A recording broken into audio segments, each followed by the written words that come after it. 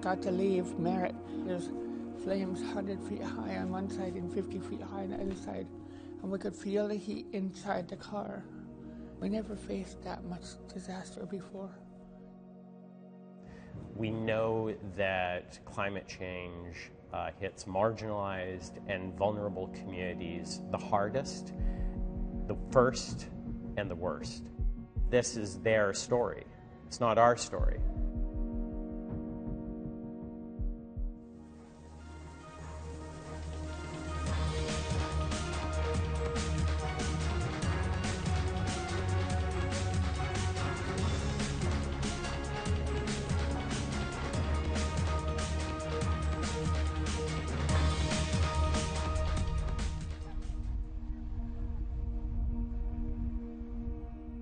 I just see all this disaster.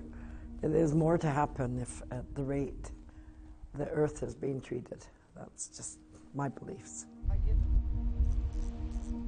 couldn't help but notice the portable potty here. Yvonne Mark is many things: mother, storyteller, poet. After being homeless and for off and on for a few years down here in the downtown Eastside, that was a big commodity. Today, she's a photographer eyeing up the shot that could win her a contest. Placement in the award-winning Hope in Shadows calendar, celebrated for capturing the essence of life in this neighborhood. I thought, people that are out here, that there's little access or sometimes no access to washrooms. So I just thought, I seen that and I just wanted a picture. Yvonne has suffered trauma, the untimely death of her son, life on the streets. 16 years ago, a successful fight for sobriety, but now a whole set of new trauma due to climate change. She recalls her emotions from last summer's unprecedented heat wave in British Columbia. Angry, and what's next? Oh my God, in shock. It was, surreal. There are new questions tonight about whether governments dropped the ball in protecting the vulnerable during last week's heat wave. Our thermometer reads 45 degrees. So a lot of questions, including whether the idea of a heat health emergency was rejected or whether it was even considered at all, Mijang.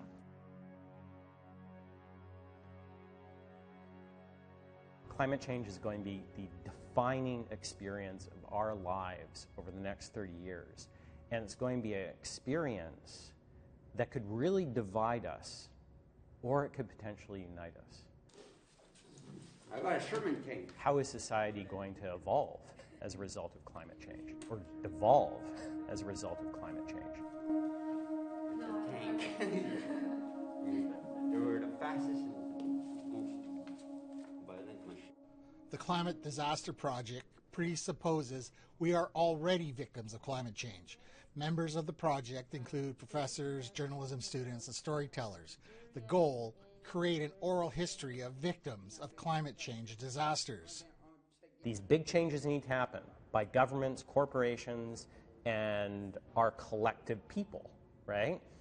But the chances of that happening seem so slim, right? So we end up with this sort of situation where people feel like they can't do anything to stop what's about to happen.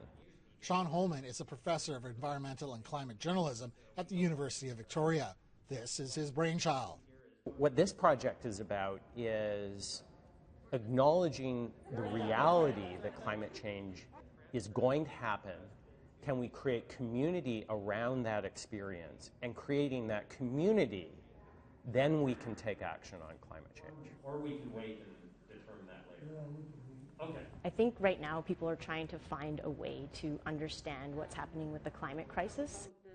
Francesca Fionda, a partner in the project, is an adjunct professor at the University of British Columbia. And this project has been a really great way to bring students together with storytellers and folks that have experienced that and talk about climate anxiety and all the different stories that are coming about from climate disasters. So it's been a really great project to listen to students process what's going on with them, but also hear stories from folks that have survived climate disasters.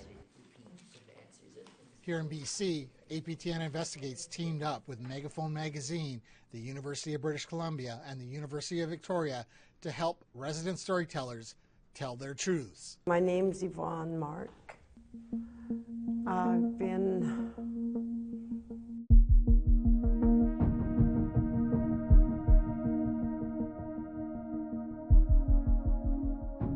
living in Vancouver since 1972. I've been a writer all my life since I can remember.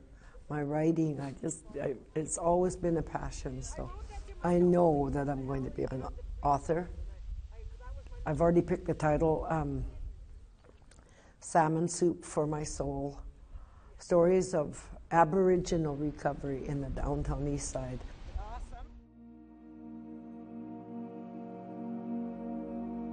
My friend passed away out I lived in Burnaby, and so there was a lot of if onlys because the heat wave and stuff, and that's how she passed away. So it was really, I took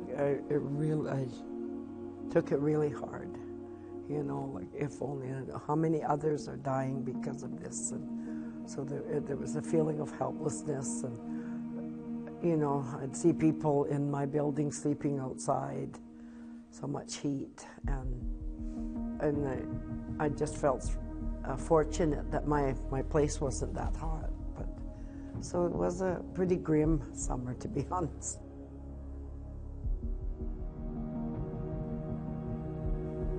A lot of people that had asthma problems, that were in wheelchairs, overheating while they're going out, that, you know, there seemed to be, there was like a state of panic almost. Quite often I'll go out just to make sure that people are okay.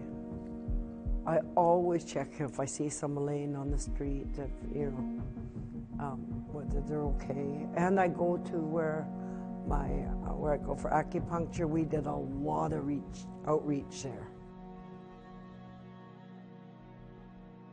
But during the heat wave, we just make sure we check on people. Extreme heat waves have increased over the past few decades. Sometimes scorching heat is trapped under a high-pressure dome. Think lid on pot. This is a heat dome. It can last days or even weeks. What the hell's this world coming to? That's all I can think. What's this world coming to? You know, when you're so used to disaster in your life, it's like you learn to just go with the flow. You just learn to accept. Even when I felt like panic, I wouldn't allow it. Last June, 526 people died during the heat wave. According to the BC Coroner's Service report, 231 people died in one day. 99 died in Vancouver, raising questions about the city's response. The Director of Emergency Management says the city this year is better prepared. I'm pretty confident. We started planning for this following the heat dome last year. When there's an extreme heat emergency that's cold, it is actually an emergency. It's something that's really serious. And I think the methods and tools that were in place last year didn't quite hit the mark on that. And this year, a lot is being done to raise that urgency. Stephen says there are more cooling stations, 3 in the downtown Eastside neighborhood. While we had a number of them open in the city, they're not close enough to some people's homes. Like, not everybody can get up and move to a cooling center easily. So we've put in measures to work with partners and put in additional city structures so that people don't need to go as far.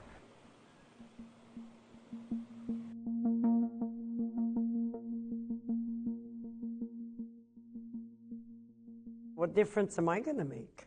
You know, it's just me. I mean, I recycle, I do all this stuff, but what la-di-da, what good is, but if more people had that, you know, I really do believe that there should be more education, prevention, what we can, you know, like, lesser is better. If everyone put a little bit of an effort to change, I think. I mean, once a year to dim your lights. I mean, how ridiculous. Why can't you do it all the time? It's things like that, simple things. Use your car less.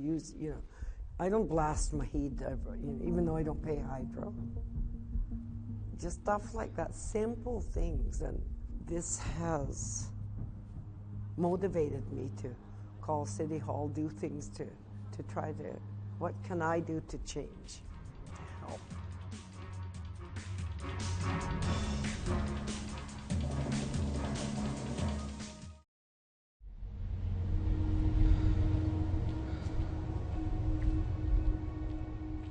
Climate change, I think, is something that a lot of people, like, it's not only in this province, but in this world, got to get together and talk about it. Like, they got to pressure each government to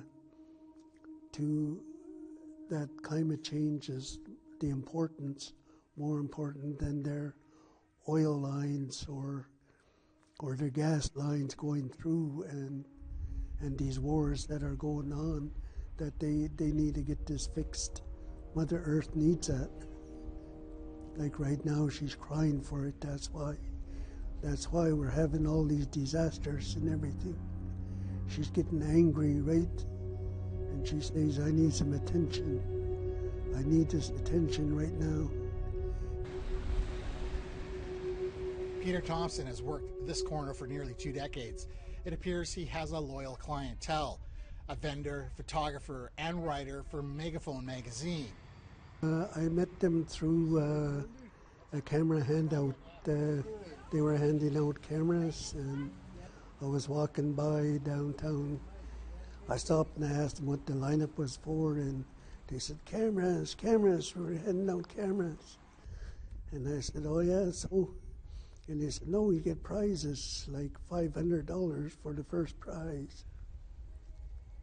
I won honorary prize on the first attempt.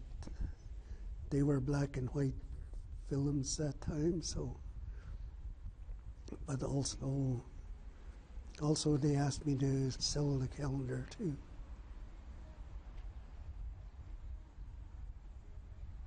In fact, all the storytellers are writers for the mag.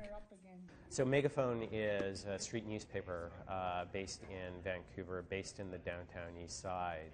And what they do is they involve people in the downtown Eastside in the creation of this street newspaper. They involve people in the downtown Eastside in the selling of this newspaper. They're vendors, they're storytellers. So we worked with Megaphone Magazine and their vendors and their storytellers. My name is Peter Thompson. I'm from Litton, BC. We had, like, all our cousins and everybody would get together, like, on weekends or some other time, and we'd all play.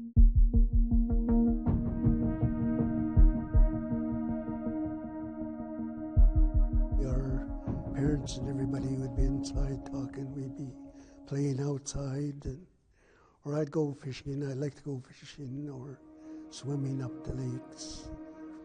Litton's a nice place. Like, it's a community where everybody looks out for each other and everybody knows each other, and you'd always have somebody there for you, or you're there for somebody else. It's just a community that has a lot of respect for each other.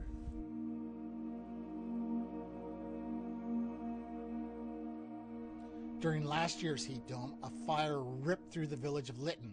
Most of the village, of about 250 people, was destroyed. 2 people perished. The fire also scattered hundreds of members of the Litton First Nation from their homelands. I was watching the news when that came on and showed the fire in the town of Litton burning, and people, I think, only had like 20-25 minutes to get out of there, because, like I said, it's really windy city, and that fire just blew right through.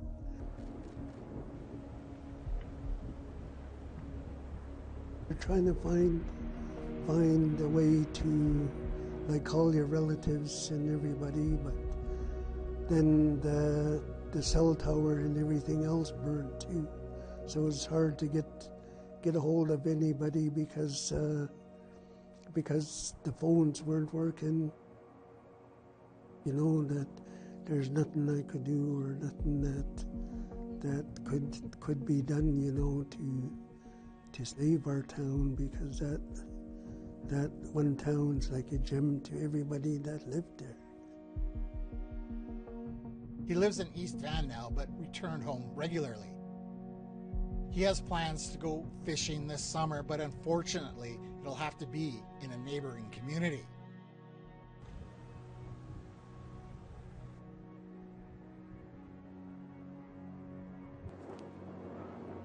What I think is hardest is the elders that lived there for years and years and years, and all of a sudden they have nothing, and they're living somewhere else, and it isn't their home, not the home that they built, right?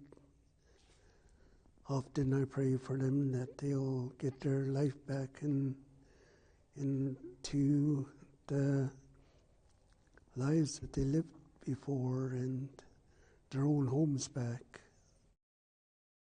So it can get you kind of thinking now. Are you talking about today or next week? For next week. The Climate Disaster Project is also a university course. Would you be interested in this? I have never done journalism really before. I was more interested in the fact that it was environmental journalism. I really like telling other people's stories. I think it's a really, really powerful way to make an impact. I'm not a journalist. I'm not really even a journalism student until this class, but I think there's a real power in telling people's true stories, and I think that can make a difference in the world. You can delete anything you want, reword anything, change anything, or add anything if there's anything that you would like us to ask you next week. They're taught trauma-informed reporting. So trauma-informed reporting acknowledges the fact that people who have lived through traumatic events and are traumatized have experienced a significant loss of control in their lives.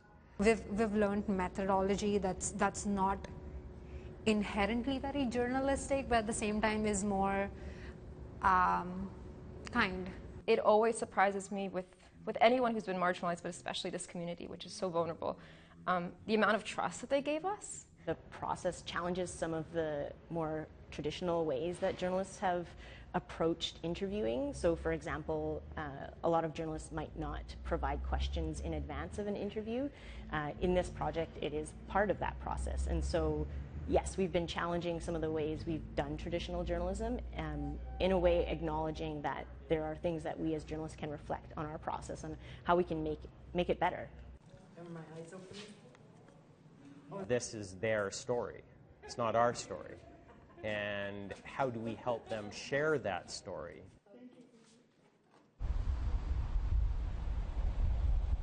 I'm a city girl now. This is my home. All my kids are raised here. But I always respect my land, on the waters and the mountain and the people. I'm Ishan Suzanne Kilroy Hutzulak.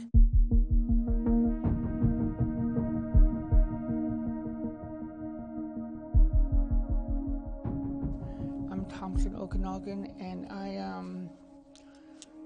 the climate disasters, when they told me about these things, and I hope it helps other people.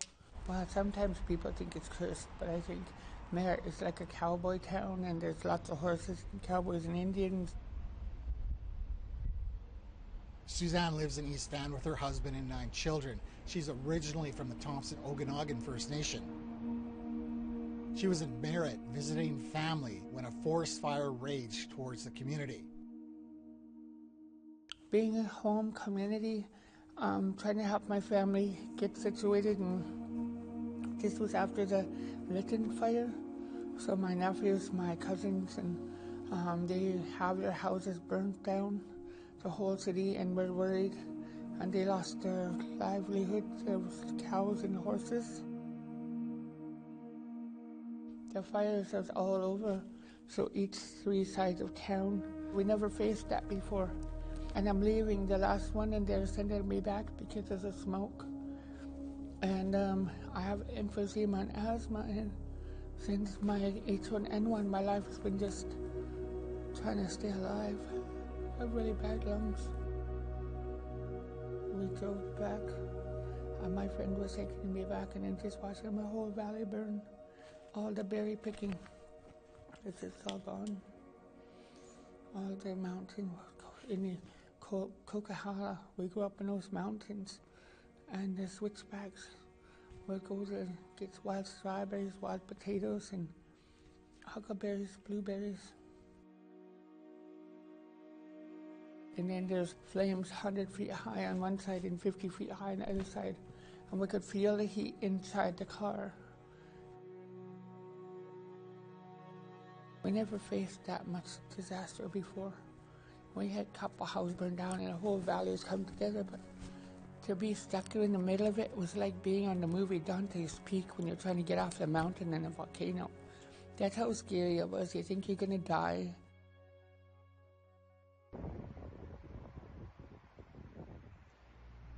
This was the same fire that destroyed Litton. The entire city of Merritt was placed on evacuation alert.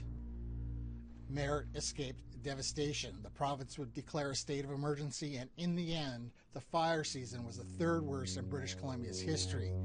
The heat dome and the fires happened within weeks of each other. Then, months later, the rains came, causing floods and landslides, killing 5 people.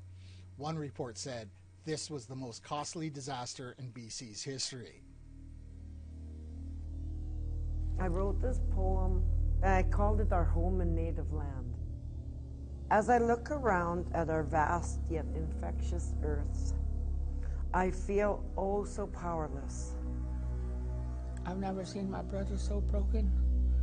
I've lots of brothers and our family's really strong, but I've never seen our people so broken.